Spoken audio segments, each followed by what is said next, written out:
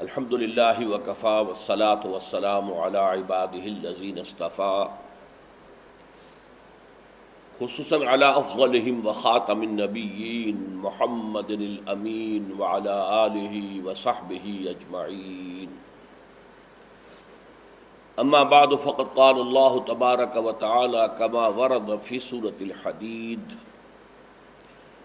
اعوذ باللہ من الشیطان الرجیم بسم اللہ الرحمن الرحیم آمنوا باللہ ورسولہ وانفقوا مما جعلکم مستخلفین فیہ فالذین آمنوا منکم وانفقوا لهم اجر کبیر وما لكم لا تؤمنون بالله والرسول يدعوكم لتؤمنوا بربكم وقد أخذ ميثاقكم إن كنتم مؤمنين هو الذي ينزل على عبده آيات بينات ليخرجكم من الظلمات إلى النور وإن الله بكم لرؤوف رحيم وما لكم ألا تنفقوا في سبيل الله ولله ميراث السماوات والأرض لا يستوي منكم من أنفق من قبل الفتح وقاتل أولئك أعظم درجة من الذين أنفقوا من بعد وقاتلوا وكلا وعد الله الحسنى والله بما تعملون خبير من ذا الذي يقرض الله قرضا حسنا فيضاعفه له وله أجر كريم صدق الله العظيم رب اشرح لي صدري ويسر لي أمري واحلل عقدة من لساني يفقهوا قولي اللهم ربنا ألهمنا رشدنا وأعذنا من شرور أنفسنا اللهم أرنا الحق حقا وارزقنا اتباعه وأرنا الباطل باطلا وارزقنا اجتنابه آمین یا رب العالمین۔ سورہ حدید کو ہم نے جو مختلف سیکشنز میں تقسیم کیا ہے، پہلا سیکشن 6 آیات پر مشتمل تھا اور اس میں اللہ تعالیٰ کی ذات و صفات فلسفے اور سائنس کی بلند ترین سطح پر زیر بحث آئی ہیں۔ اس موضوع پر یہ قرآن مجید کا ذروۂ سنام ہے۔ پھر 5 آیات کا گروپ ہے اور یہ اس اعتبار سے عجیب ہے، نہایت حسین ہے۔ ایک آیت میں اللہ نے 2 مطالبے رکھے، اگر پورے کر دو تو کامیاب ہو جاؤ گے۔ پھر 2 آیتوں میں اس ایک مطالبے پر گفتگو ہوئی۔ پہلی آیت میں زجر، تنبیہ، ڈانٹ ڈپٹ، تمہیں کیا ہو گیا ہے، کیوں یہ تقاضے پورے نہیں کر رہے، اور دوسری آیت میں اس کے لیے راستہ کھول دیا گیا۔ پھر دوسرے تقاضے کے بارے میں زجر، تنبیہ، ڈانٹ، اور پھر اس کے ضمن میں راستہ کھول دیا گیا۔ یہ 5 آیات اس قدر میتھمیٹیکل ہیں، اتنی سائنسی ان کے اندر ترتیب ہے۔ تقاضے کیا تھے؟ آمنوا باللہ ورسولہ، ایمان لاؤ اللہ پر اور اس کے رسول پر جیسا کہ ایمان لانے کا حق ہے، اور اس کا مظہر کیا ہوگا؟ وَأَنفِقُوا مِمَّا جَعَلَكُمْ مُسْتَخْلَفِينَ فِيهِ، جن جن چیزوں میں اس نے تمہیں استخلاف عطا کیا ہے ان میں سے خرچ کر دو، لگا دو، صرف کر دو، کھپا دو۔ یہاں اگرچہ نہیں ہے کہ اس کی راہ میں کھپاؤ، لیکن مراد یہی ہے کہ اس کی راہ میں کھپاؤ۔ وہ آگے آ جائے گا آج کے درس میں۔ اب جو تم میں سے یہ دونوں تقاضے پورے کر دیں ان کے لیے بہت بڑا اجر ہے۔ اللہم ربنا اجعلنا منہم، اللہ ہم سب کو ان میں شامل کرے۔ پھر ایمان کے ضمن میں ڈانٹ آئی، وما لکم لا تؤمنون باللہ، تمہیں کیا ہو گیا، اللہ پر ایمان نہیں رکھتے؟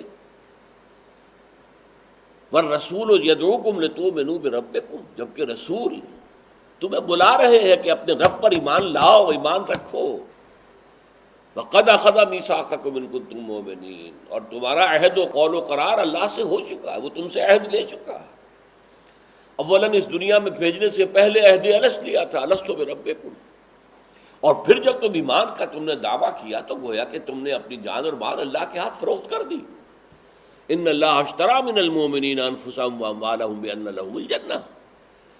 لہذا اب یہ ہچکچاہٹ کیوں ہے، اب یہ تردد کیوں ہے، اب یہ تذبذب کیوں ہے؟ اس کے بعد راستہ بھی بتا دیا. اگر واقعی تم اپنے گریبانوں میں جھانکو اور محسوس کرو کہ ایمان جیسا کہ ہونا چاہیے نہیں ہے، تو لو ایمان کی بھٹی تمہارے پاس ہے، وہ اللہ کا کلام ہے، قرآن ہے. اسے تاپو، اس سے سینکو، اس سے اپنے دل میں حرارت حاصل کرو. هو الذی ينزل علی عبدہ آیات بینات لیخرجکم من الظلمات الی النور. وہی تو ہے تمہارا رب جو نازل فرما رہا ہے اپنے بندے پر صلی اللہ علیہ وسلم یہ روشن آیات، تاکہ تمہیں اندھیروں سے نکالے. شرک کا اندھیرا ہے، کفر کا اندھیرا ہے، الحاد کا اندھیرا ہے، مادہ پرستی کا اندھیرا ہے، خواہش پرستی کا اندھیرا ہے، شہوت پرستی کا اندھیرا ہے، زر پرستی کا اندھیرا ہے. اندھیرے ہیں. ہمیشہ قرآن میں ظلمات جمع میں آتا ہے، نور ہمیشہ واحد میں آئے گا، انوار نہیں آئے گا. چنانچہ سورہ نور میں بھی نور علی نور، نور پر نور، جمع کا صیغہ نہیں آیا. جبکہ اسی رکوع کے اندر ظلمات بعضھا فوق بعض، اندھیرے ہیں جو ایک دوسرے کے اوپر ہیں. کوئی بہت گہرا اندھیرا ہے، جو ذرا کم گہرا اندھیرا ہے، لیکن ہے ظلمات. ان سارے ظلمات سے نکال کر نور ایمان، نور معرفت میں لانے والی شے یہ قرآن ہے. یہ بھٹی ہے ایمان کی، تاپو اسے اور اس سے حرارت حاصل کرو. اور اللہ تو تمہارے حق میں رؤوف اور رحیم ہے، اس پر میں گفتگو کر چکا ہوں. یہ 3 آیتیں تو صرف یاد دہانی کے لیے میں نے دہرا دی، ہم پڑھ چکے ہیں. اب آیا دوسرا مطالبہ. کیا 2 مطالبے تھے؟ آمنوا باللہ ورسولہ وانفقوا مما جعلکم مستخلفین فی. اب دوسرے پر بات ہو رہی ہے، وما لکم الا تنفقوا فی سبیل اللہ. کیا ہو گیا تمہیں، اللہ کی راہ میں کیوں خرچ نہیں کرتے؟ اب دیکھیے یہاں تنفقوا فی سبیل اللہ، پہلی آیت میں صرف انفقوا تھا، وانفقوا مما جعلکم مستخلفین فی. اب یہ بیج جب جو ہے پھٹا ہے، اس میں سے 2 پتیاں نکلی ہیں. انفاق فی سبیل اللہ مراد ہے، ورنہ خرچ تو ہر ایک کرتا ہے. عیاشیوں میں لٹاتا ہے، بدماشیوں میں لٹاتا ہے، اپنی دولت کی نمود و نمائش میں لٹا. خرچ تو سب کرتے ہیں، اللہ کی راہ میں خرچ کرتے ہیں. اور دوسری پتی آگے آ جائے گی کہ انفاق سے مراد صرف انفاق مال نہیں ہے، جان کھپانا. جیسے میں نے بتایا تھا نفق الفرس، گھوڑا مر گیا، تو جان کھپانا جو ہے اس کے لیے بھی یہ لفظ آتا ہے. چنانچہ اب وہ دوسری پتی بھی آگے نمایاں ہو جائے گی. وما لکم الا تنفقوا فی سبیل اللہ. تمہیں کیا ہو گیا ہے، تم نے اپنی تجوریوں کے تالے بڑے مضبوط لگا رکھے ہیں، اللہ کے دین کے لیے خرچ نہیں کر رہے ہو. گمراہیاں پھیل رہی ہیں. اب ظاہر بات ہے ان کا مقابلہ کرنے کے لیے وسائل چاہیے، اللہ کے دین کے پیغام کو عام کرنے کے لیے وسائل چاہیے. حضور کو بھی مختلف مواقع پر صحابہ سے کہنا پڑتا تھا نا کہ لاؤ اللہ کی راہ میں. وہ تو سب سے نمایاں واقعہ غزوہ تبوک کا ہے، جبکہ حضرت ابوبکر گھر میں جھاڑو پھیر کر سب کچھ لے آئے تھے. حضرت عمر اپنی پوری دولت کا نصف لے آئے تھے، اور حضرت عثمان نے جتنا کچھ دیا تھا اس پر حضور نے فرمایا تھا کہ عثمان آج کے بعد جو کچھ کرے وہ اسے معاف ہے. تو یہ وقت ہوتا ہے. کیا ہو گیا تمہیں؟ وما لکم الا تنفقوا فی سبیل اللہ وللہ میراث السماوات والارض. پہلی بات تو یہ کہی گئی یہ مال تمہارے پاس ہمیشہ تو نہیں رہے گا نا، تم مر جاؤ گے تمہارے وارثوں کا ہوگا. یہ عالی شان محل تم نے بنا لیا ہے، خود بوڑھے ہو، قبروں کے اندر پاؤں لٹکائے بیٹھے ہو، اور بنا رہے ہو محل جو ہے اس کے اوپر تھوپ دیا ہے سنگ مرمر، سب کچھ کر دیا. کیا ہمیشہ رہو گے اس میں؟ ہو سکتا ہے گھر میں داخلہ بھی نصیب نہ ہو، پہلے ہی تمہاری چارپائی اٹھ جائے، ہو سکتا ہے، ہوتا ہے. پھر بھی اگر ہو بھی گیا تو کیا ہے، تم جاؤ گے تمہارے بیٹوں کا مال ہوگا، پھر وہ جائیں گے وہ کسی اور کا ہوگا. یہ تو مال جو ہے اپنا ہاتھ بدلتا بدلتا بالآخر تم سب ختم ہو جاؤ گے، جو کچھ ہوگا اللہ کے لیے رہ جائے گا. الوارث تو اللہ ہے، اللہ کے ناموں میں سے الوارث، آخری وارث، آخری وراثت والا کون ہے؟ اللہ. فرمایا وَلِلَّهِ مِيرَاثُ السَّمَاوَاتِ وَالْأَرْضِ، آسمانوں اور زمین کی کل میراث اللہ کے لیے. تو یہ نہیں ہے کہ اللہ تعالیٰ فقیر ہے، جو کہتے تھے یہودی نحن اغنیاء اللہ فقیر و نحن اغنیاء، نہیں، یہ تو وہ تمہاری حوصلہ افزائی کے لیے، تمہارے امتحان کے لیے، جیسے آپ کسی بچے کو پہلے پیسے دیتے ہیں پھر کہتے ہیں لاؤ ہمیں دو بیٹا، دیکھنا ہے نا اس کا دل کیسا ہے، وہ بچہ آپ کو پیسے کو دیتا ہے یا نہیں دیتا۔ اللہ نے آپ کو دے دیا، کہتا ہے لاؤ، تم نے مٹھی بند کر کے جو ہے اپنے پاس، بس فیل ہو گئے، اسی میں امتحان ہے سارا۔ وَمَا لَكُمْ أَلَّا تُنْفِقُوا فِي سَبِيلِ اللَّهِ وَلِلَّهِ مِيرَاثُ السَّمَاوَاتِ وَالْأَرْضِ۔ اب دیکھیے اگلی بات آ رہی ہے، وہ انفاق کی جو میں نے کہا تھا، گٹھلی پھٹی اور دو پتیاں نکلی، دو پتے نکلے۔ پہلا پتا ہو گیا فی سبیل اللہ، انفاق سے مراد فی سبیل اللہ ہے، اور دوسرے میں آ گیا لا یستوی منکم من انفق من قبل الفتح وقاتل، قتال بھی اب اس میں شامل ہو گیا۔ قتال میں جان کھپانی ہے، ظاہر بات ہے جو شخص جنگ میں جاتا ہے وہ جان ہتھیلی پر رکھ کر جاتا ہے، یہ لوٹ آنا واپس یوں سمجھیے نئی زندگی ہے، ورنہ آدمی جو ہے جان کا رسک لے کر ہی جاتا ہے نا جنگ میں، کیا پتا کون لوٹے گا اور کون رہ جائے گا۔ تو یہ جان کھپانا، اب جان کھپانا ایک اور بھی ہے، آپ اپنا وقت نکالیں گے تو اللہ کے دین کی دعوت کو عام کریں گے، آپ اپنا مال خرچ کریں گے، جان کھپائیں گے، وقت لگائیں گے، تبھی تو آپ کو اقامت دین کی جد و جہد میں اپنا کچھ حصہ ڈال سکیں گے۔ لیکن اب یہاں پر جو اصول بیان کیا جا رہا ہے، دیکھو عام طور پر ہم کیا کہتے ہیں، جی کیا کریں حالات بہت خراب ہیں، کوئی سننے کو تیار ہی نہیں ہے، کوئی بات جو ہے وہ کسی طریقے سے کسی پر اثر انداز ہوتی ہی نہیں ہے۔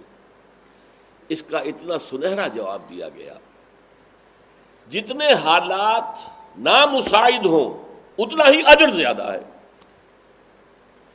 جتنے حالات آسانی کے ہو جائیں اتنی ہی اجر کے اندر کمی ہو جائے گی۔ آپ کی کوانٹٹی آف انفاق، کوانٹٹی آف بذل نفس، آپ کی محنت اور انفاق، اس کی ویلیو اللہ کے ہاں معین ہوگی اس ماحول کی مناسبت سے کہ جس میں آپ نے وہ کام کیا۔ اگر حالات بڑے مخالف ہیں، نامساعد ہیں، بہت ہی شدائد ہیں، اس میں آپ نے نیکی کی ہے تو اس کا درجہ اللہ کے ہاں بہت بلند ہے۔ تو گویا کہ یہ جو حالات کا نامساعد ہونا، یہ تو تمہارے لیے رحمت ہے اللہ کی، اس میں اگر تم کھپاؤ گے لا یستوی منکم من انفق من قبل الفتح، برابر نہیں ہے تم میں سے وہ لوگ جنہوں نے انفاق کیا تھا فتح سے قبل، وقاتل، اور قتال میں حصہ لیا تھا، جنہوں نے غزوہ بدر میں حصہ لیا، جنہوں نے غزوہ احد میں حصہ لیا، جنہوں نے غزوہ احزاب میں حصہ لیا، اس کے درمیان بھی بڑے بڑے غزوات ہیں، ان کا اجر بعد میں لوگوں کا جو فتح مکہ کے بعد قتال ہو رہا ہے، غزوہ تبوک میں جا رہے ہیں، ان کا وہ اجر نہیں ہو سکتا جو اہل بدر کا ہے۔ اس لیے آپ کو معلوم ہے کہ صحابہ میں درجہ بندی ہے، سب سے اوپر عشرہ مبشرہ، اور ان میں بھی اوپر چاروں خلفاء، پھر 6 وعلی السنۃ الباقیۃ من العشرۃ المبشرہ، یہ آپ خطبوں میں سنتے ہوں گے، 4 کے علاوہ 6 اور ہیں، یہ عشرہ مبشرہ، یہ ٹاپ پر ہے۔ پھر اصحاب بدر ہیں، پھر اصحاب بیعت رضوان ہیں، لقد رضی اللہ عن الذین یبایعونک تحت الشجرہ، اے نبی اللہ راضی ہو گیا ان اہل ایمان سے جو آپ سے اس درخت کے نیچے بیعت کر رہے تھے۔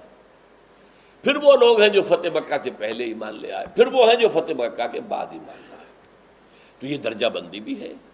تو جو ابتدائی لوگ تھے، جو مقامات انہوں نے حاصل کیے، جو مراتب انہیں ملے ہیں، اللہ کے ہاں جو مرتبہ و مقام ان کا ہوگا، جنت میں جو اونچے مقامات ان کے ہوں گے، بعد میں آنے والوں کے لیے وہ مقامات نہیں ہیں۔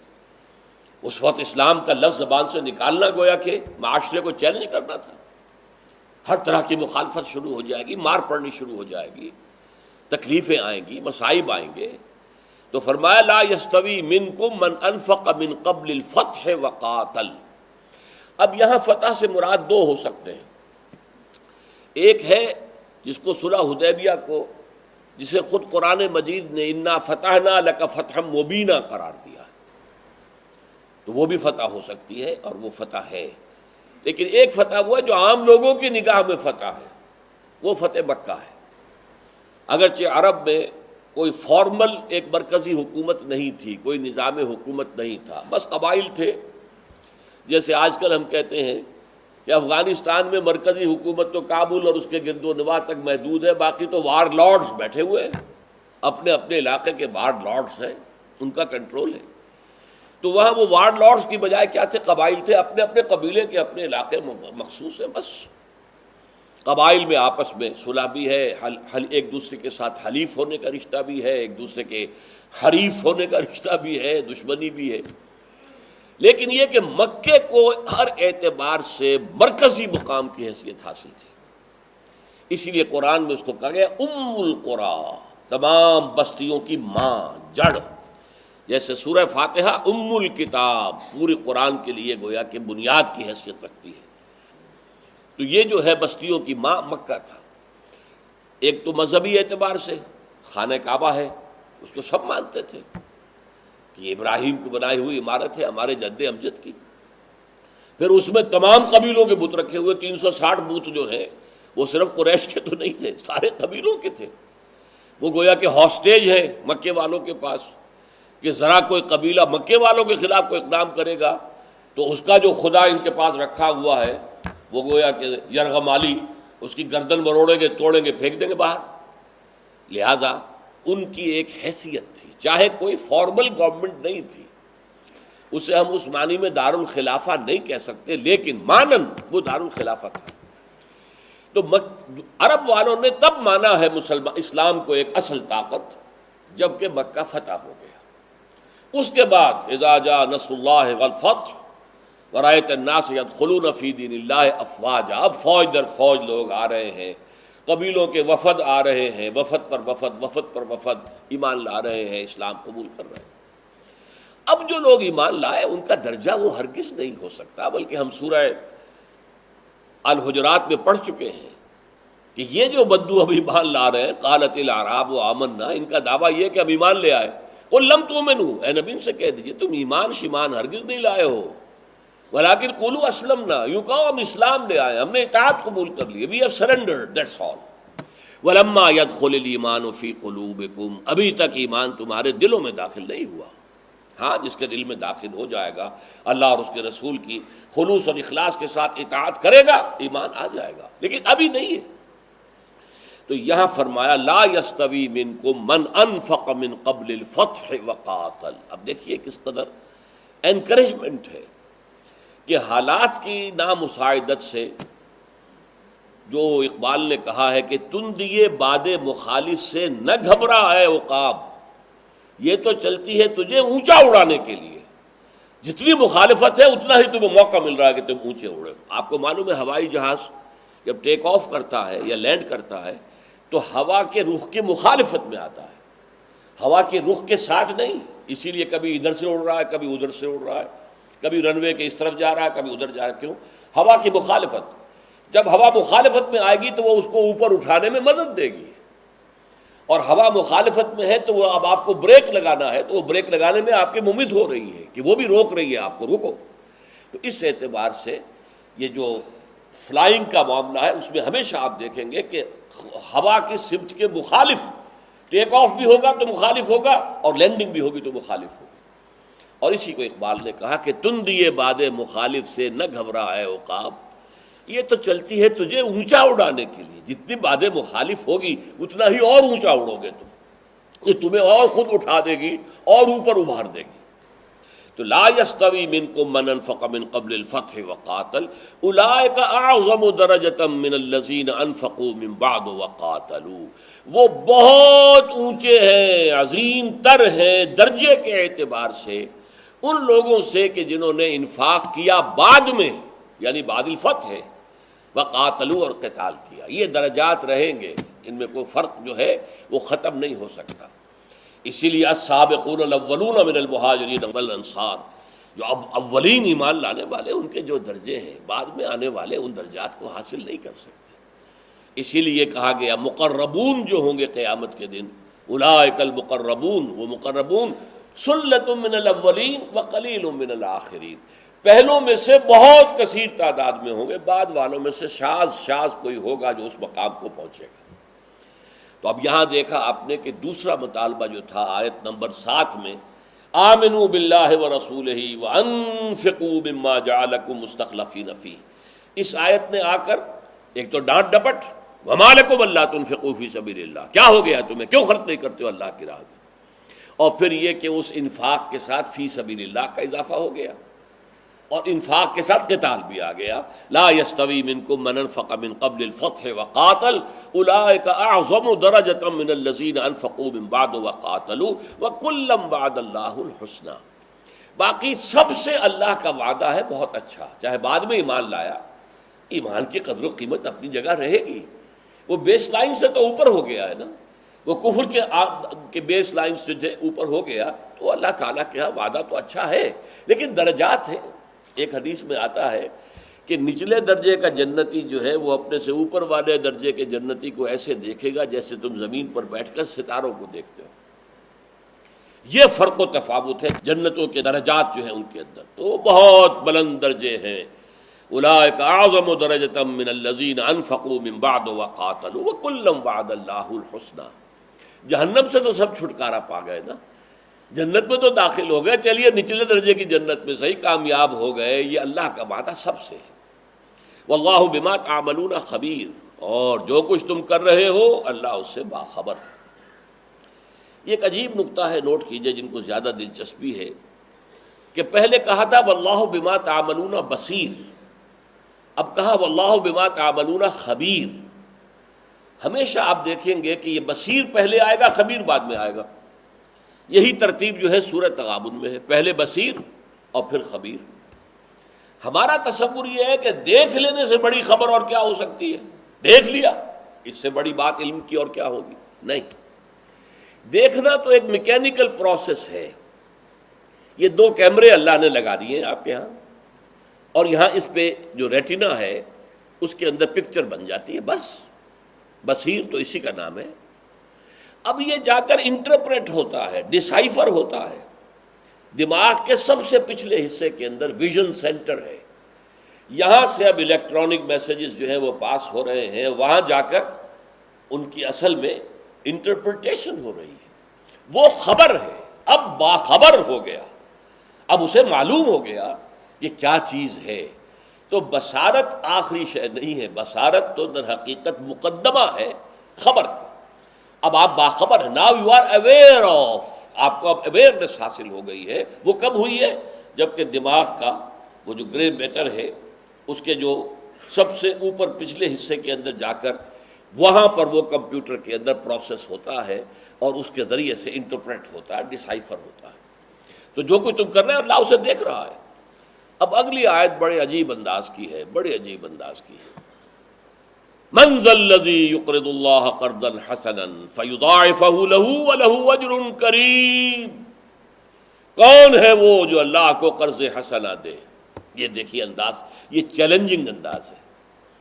جیسے غالب نے کہا کون ہوتا ہے حریف میں مرد افغن عشق، ہے مکرر لب ساقی پہ صلا میرے بعد، کون ہے وہ؟ تو اسی طریقے سے اللہ تعالیٰ کو محبت مجھے ان جوانوں سے ہے ستاروں پہ جو ڈالتے ہیں کمند، کون ہے وہ؟ ہے کون بھی کوئی باہمت؟ من ذا الذی یقرض اللہ قرضا حسنا، کون ہے جو اللہ کو قرض حسنا دے؟ پہلی بات تو یہ نوٹ کیجئے۔ اب اس سے اونچی زیادہ حوصلہ افزائی کی بات کیا ہو سکتی ہے کہ اللہ کہتا ہے اگر میرے دین کے لیے خرچ کرو گے تو مجھے قرض دے رہے ہو۔ اللہ تو غنی ہے، وَلِلَّهِ الْخَزَائِنُ السَّمَاوَاتِ وَالْأَرْضِ، آسمان اور زمین کے سارے خزانے اسی کے ہاتھ میں۔ لیکن میں نے کہتا ہے بچے کو آپ دیتے ہیں پیسے اور پھر کہتے ہیں ہمیں دیجئے، آپ کو دیا ہے دیتا اور کہتا ذرا مجھے دو، قرض دو، مجھے قرض دو، ہے ہمت؟ اس لیے کہ قرض دینے کا مطلب یہ ہے کہ وہ مال اب دنیا میں تو تمہارے کام نہیں آ سکتا نا، وہ تو گیا، آخرت کے بینک میں جمع ہو گیا، آخرت پر یقین ہوگا تب کرو گے نا۔ آخرت پر یقین ہی نہیں ہے تو معلوم ضائع ہو گیا جو کچھ دیا ہے، خامخواہ کس لیے؟ آخرت کا یقین۔ من ذا الذی یقرض اللہ قرضا حسنا، ہے کوئی باہمت؟ کون ہوتا ہے حریف میں مرد افغن عشق، ہے مقرر لب ساقی پہ صلا میرے بعد. اب کون ہے جو آئے میدان کے اندر؟ من ذا الذی یقرض اللہ قرضا حسنا فیضاعفہ لہ، پھر وہ اس کے لیے دگنا کرے گا، کرتا رہے گا، اضافا مضاعفا، بڑھاتا رہے گا. قرض حسنہ دنیا میں اسے کہتے ہیں کہ جس پر آپ کوئی سود نہ لے، کوئی اضافہ نہ لے. اللہ کو قرض حسنہ دو گے تو وہ 70 گنا 700 گنا بڑھتا چلا جائے گا. سورہ بقرہ میں تمثیل ہے گندم کے ایک دانے سے جو اس کا پودا نکلا ہے، اس میں 7 سٹے ہیں، اور ہر ایک سٹے میں 100 دانے گندم کے ہیں، تو ایک دانے سے 700 بنتے ہیں کہ نہیں؟ اللہ تعالیٰ کے ہاں تمہیں ایک ایک نیکی کا 700 گنا، بلکہ اس سے بھی زیادہ. واللہ یضاعف لمن یشاء، یہ 700 تو مثال کے طور پر کہہ دیا ہے، اور اللہ دگنا کرے گا جس کے لیے چاہے گا. یہ قرض حسنہ وہ ہے کہ جس پہ وہ نفع ملے گا جس کا تم تصور نہیں کر سکتے. وَلَهُ أَجْرٌ کریم، ایک تو وہ مال جو کا تم بڑھا ہوا مل جائے گا تمہیں، اور پھر اجر کریم، اللہ کی طرف سے اضافی بدلہ ملے گا، اجر ملے گا. اب یہاں سوال پیدا ہوتا ہے قرض حسنہ کسے کہتے ہیں؟ علماء کرام نے اس میں بڑی محنتیں کی ہیں. قرض حسن کی 10 شرطیں ہیں. حلال مال سے ہو، حرام سے نہ. حرام کو اللہ تعالیٰ قبول ہی نہیں کرتا. اچھا مال ہو نہ کہ ناقص. لن تنالوا البر حتى تنفقوا مما تحبون، جو محبوب مال ہے وہ خرچ کرو گے. کسے دے رہے ہو؟ فقیر کو نہیں دے رہے، غنی کو دے رہے ہو، اللہ کو دے رہے ہو. لہذا یہ نہ دیکھو جو کرتا پھٹ گیا ہے وہ دے دو جی، یہ مانگنے والا آیا دے دو، یہ جوتے ٹوٹ گئے دے دو. نہیں بھائی، لن تنالوا البر حتى تنفقوا مما تحبون، تم ہرگز نیکی کے مقام کو نہیں پہنچ سکو گے جب تک کہ خرچ نہ کرو ان چیزوں میں سے جو تمہیں پسند ہے. چنانچہ ایک واقعہ آتا ہے، ایک صحابی ہیں انصاری ابو الدحداء، انہوں نے یہ آیت سنی اور کہا حضور سے، حضور اللہ قرض مانگتا ہے، اللہ قرض مانگتا. دیکھیے ہم لوگ تو یہ باتیں سن سن کے سن ہو گئے ہیں، سنتے ہیں اور سن ہو جاتے ہیں. وقتی لذت لے لی ذرا، کچھ کیف و سرور، کچھ ایمان کی کیفیت، پھر وہی کہ وہی زمی جنبت نہ جنبت بن محمد. صحابہ کا حال کیا تھا؟ حضور اللہ قرض مانگتا ہے. فرمایا ہاں. عرض کیا دیکھیے میرا بہترین باغ جو ہے وہ فلاں ہے، اس میں 600 درخت ہیں کھجور کے، اور میری رہائش بھی ہے، میں نے دیا، میں نے اللہ کو دیا. حضور نے قبول فرما لیا. اس سے بڑا باغ پورے مدینے میں کوئی نہیں تھا. اب یہ گئے گھر خوشی میں، یہ نہیں کہ یہ کیا کر بیٹھا ہوا ہے سب کچھ دے دیا، نہیں، خوشی میں آ کے خود داخل نہیں ہوئے باغ میں، باغ کے باہر کر، میں اللہ کو دے چکا ہوں، میری شے نہیں ہے، میں داخل نہیں ہو سکتا اس میں. یا ام دہدا، اے دادا کی ماں، یہ ابو دہدا ہے نا، بیٹا ہوگا دہدا. اے دادا کی ماں نکل آؤ، نکل آؤ، نکل آؤ، نکل آؤ، میں نے یہ باغ اللہ کو قرض دے دیا. اچھا، اور وہ اللہ کی بندی نکلتی، تم نے بہت اچھا سودا کیا، تم نے بہت اچھا سودا کیا. وہ ان عورتوں کے معنی نہیں، کیا تمہاری مت ماری گئی تھی، تم نے کیا کیا ہی نہیں، تم نے بہت اچھا سودا کیا، نکل آئے. یہ تھا صحابہ کا طرز عمل. وہ قرآن سنتے تھے، پڑھتے تھے تو ایک فوری ریئیکشن دیتے تھے اپنے عمل کا. تو من ذا الذی یقرض اللہ قرضا حسنا فیضاعفہ لہ ولہ اجر کریم. میں گنوا رہا تھا علماء کی طرف سے شرطیں، حلال سے، حرام سے نہیں. اچھا مال نہ کہ ناقص. انسان خود اس کا ضرورت مند ہو اور پھر دے. یؤثرون علی انفسہم ولو کان بہم خصاصہ، خود تنگ دست ہے پھر بھی دے رہے ہیں. اور پھر اول اقدار جو ہے علی ترتیب وہ اللہ تعالیٰ، اللہ کو دو قرض حسن، اللہ کے دین کے لیے. دیکھیے آپ کہتے ہیں یتیموں کے لیے، اللہ کے دین سے بڑا یتیم کوئی ہے آج؟ سب سے بڑا یتیم اللہ کا دین ہے. 1.5 ارب انسان دنیا کے اندر مسلمان، اسلام کا دعویٰ کرنے والے، اور کوئی 1 انچ زمین نہیں دکھا سکتے جہاں اللہ کے دین کو قائم کیا ہو. اور پھر یہ اخفاء کے ساتھ دیا جائے، لیکن اخفاء بھی اور اس کے اندر اظہار کے اندر بھی کوئی حرج نہیں ہے، جیسے غزوہ تبوک کے موقع پر ہوا ہے. بہرحال بہت سی اس کے اندر شرائط لگائی گئی ہیں، لیکن یہ موٹی موٹی شرطیں ہیں. تو اب آپ نے دیکھا کہ ان 5 آیات میں 2 مطالبے پورے کرتے ہو تو بیڑا پار، نہیں کرتے ہو تو ڈانٹ ڈپٹ، اور پھر راستہ بھی بتا دیا. بارک اللہ لی ولکم فی القرآن العظیم ونفعنی وإیاکم بالآیات والذکر الحکیم۔